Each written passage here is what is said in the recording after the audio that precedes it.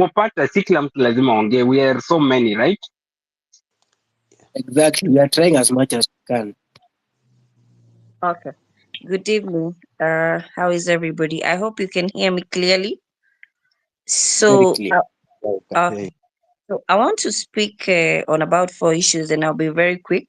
First and foremost is on this issue of faramaling.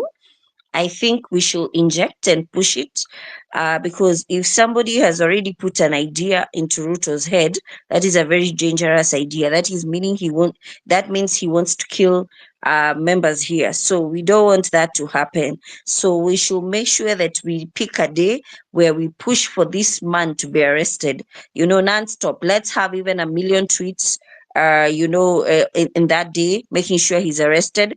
Let's make sure wherever he hangs out, it's impossible for him to hang out. And let's make sure his life becomes miserable the way he's made ours miserable. On the second thing, I happen to be privileged to be able to sponsor a few kids in Kibera. And every time they bring me their invoices, I'm shocked. Lunch is 41,000, 40,000.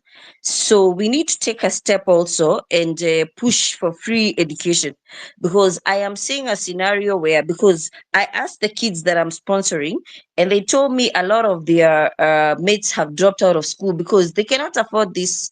Their parents cannot afford, and the sponsors are not very many that can keep paying for these kids. So there's Olympic, there's Kibera High, there's Soweto, and there's Raila Education. So we will have a problem if these kids don't go to school. They're going to be the people that are at Wanatupigangeta, and they're making sure our lives are very miserable.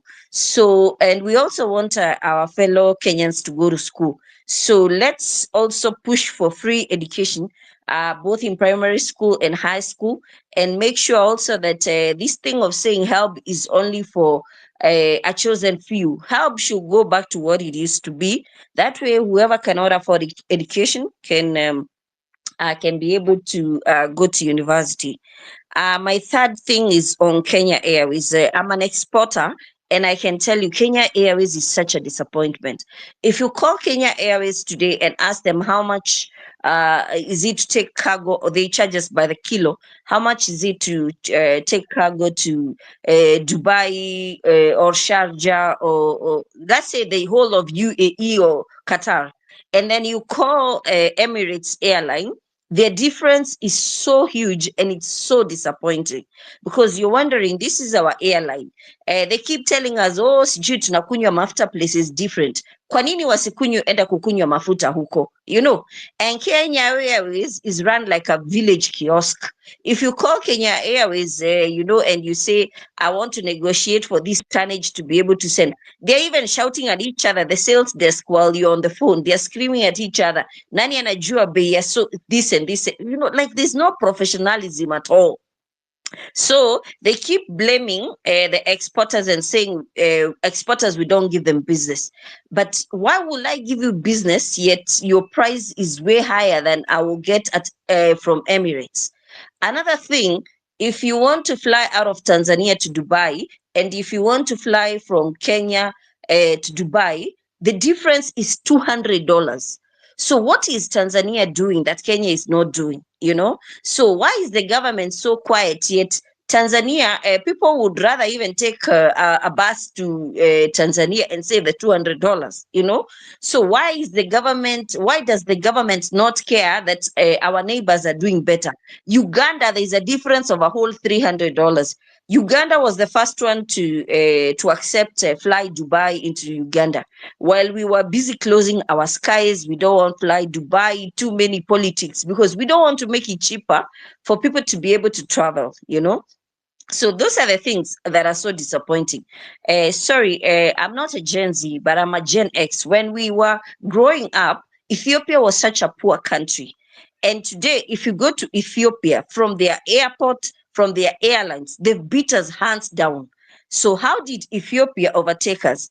If we board Ethiopia, you're a business class client, but they still treat you with a lot of contempt because they know you're a Kenyan. Now, Kenyan exporters are being forced to give Ethiopia Airlines business from our own country, because Ethiopia Airlines is way cheaper than Kenya Airways, you see. So they're making it very difficult for us to do business with Kenya Airways. It hurts me as an exporter every time I have to load my goods into Ethiopia or Emirates, yet we have a national carrier that is a joke. So we need to sort this out. Another thing, when will Gen Z ever come into business as exporters? Yes, yet right now, if you guys try come do export business, you need like 15 licenses, you know? So somebody that wants to start out business, whether you've been contracted by one company, let's say Saudi Arabia or in Europe, you will not be able to do it because there are so many licenses. It takes so much time. Yet if you walk into Tanzania, it will take you about 2-3 days and you have all your licenses. So we need to make sure that I thought when they said they were bringing e-citizen on board was to make things easier. So they should make sure that doing business is as easy as possible. And the reason why you see investors walking out, and personally, I've brought investors into Kenya, and I'm telling you, you see that thing called EPZ? Yeah, EPZ is how can I say? This is what they are using to make the most dollars out of it, because every investor that walks into EPZ is asked a certain amount of money that is crazy. And sometimes it's embarrassing being a Kenyan national to hear what they're being asked of. So we need to clean the business what is it, the environment, the business environment, for everybody to be able to do business. That if you guys leave campus and you want to do business, it will be very easy for to do business. It's not like us who had to struggle and bribe I don't know who where to get these licenses, you know. And another thing now the government is doing, we are now single sourcing fuel from Saudi Arabia. I was expecting, since they're single sourcing from Saudi Arabia, would be the most competitive in the region. If you walk into Tanzania, actually, most people that live in Namanga fuel their cars in Tanzania, because they have better prices than us, you know. So what is this thing? Why is the single, how is the single sourcing helping us? Okay, they said we cannot do business with Russia. What is our problem with Russia? Yet their fuel is $300-400 cheaper per ton. Why are we not doing business with Russia? You know, let's put up an environment that will make things so cheap for us that even investors will come and do business here. I am frustrated to see the amount of investors leaving our country, and it's unfortunate, but we need to inject.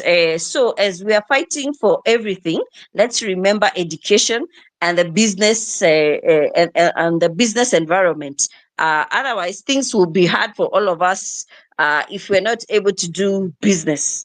So that's it from me. Thank you. As a business person, I totally relate.